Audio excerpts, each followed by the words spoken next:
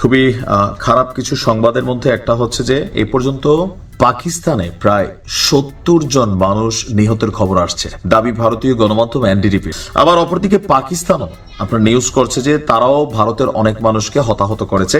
আজকের এই রিপোর্টে অনেক কিছু তথ্য থাকবে, তবে আবারও বলি যে এই তথ্যগুলো দুই দেশের গণমাধ্যম দাবি করছে। আন্তর্জাতিক গণমাধ্যম বলছে কারোরই তথ্যের সত্যতা নিশ্চিতভাবে আসলে এখনো প্রমাণ হয়নি। তো দুই দেশের কেউই ঝুঁকবে না, কথার দিকে তো যুদ্ধ চলবেই। এর পাশাপাশি আমি যখন নিউজটা করছি কিছুক্ষণ আগে ভারত অধ্যুষিত জম্মু কাশ্মীরে মোটামুটি একটা বড় ধরনের অভিযান পরিচালনা করেছে পাকিস্তানের সেনাবাহিনী। আর্টিলারি হামলা চলেছে, বৃষ্টির মতন আর্টিলারি উড়ে গেছে। তো এখানেও মারা গেছে কারা? দেখেন, সাধারণ মানুষ। আমি বরাবরই বলি যে এই যুদ্ধগুলোতে দুই দেশের সাধারণ মানুষ মরা ছাড়া, গরিব সৈনিক মরা ছাড়া আদৌ আর এই যুদ্ধ থেকে কারোর কোনো কিছু অর্জন হবে না। তবে কেউই এখন থামার পাত্র নয়। ভারত নিয়ন্ত্রিত জম্মু কাশ্মীরের নিয়ন্ত্রণ রেখায় ব্যাপক আর্টিলারি হামলা চালিয়েছে পাকিস্তানের জওয়ানরা। এতে 10 জন নিহতের তথ্য সামনে এসেছে।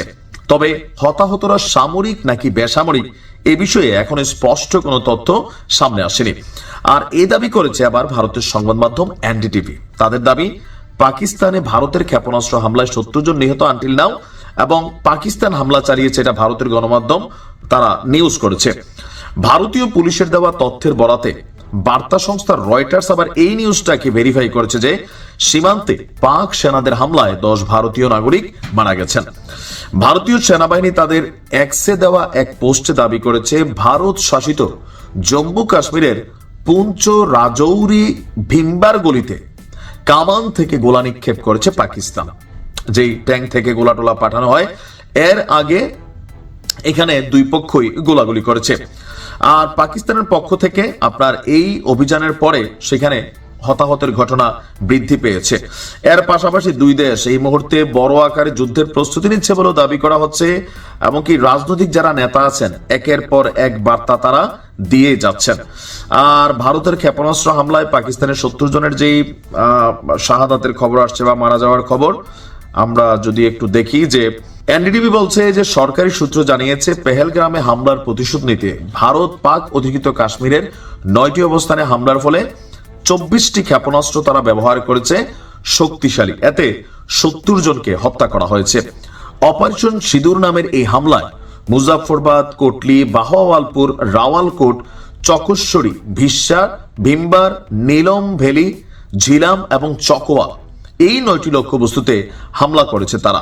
তাদের দাবি যারা এখানে মারা গেছে বেশিরভাগই তাদের কাছে মানে জঙ্গি গোষ্ঠীর সদস্য। এবং কি 27টি স্পট নাকি ভারত চিহ্নিত করেছে, যে স্থানগুলোকে সন্ত্রাসী কার্যকলাপের কেন্দ্র হিসাবে চিহ্নিত করেছে ভারত।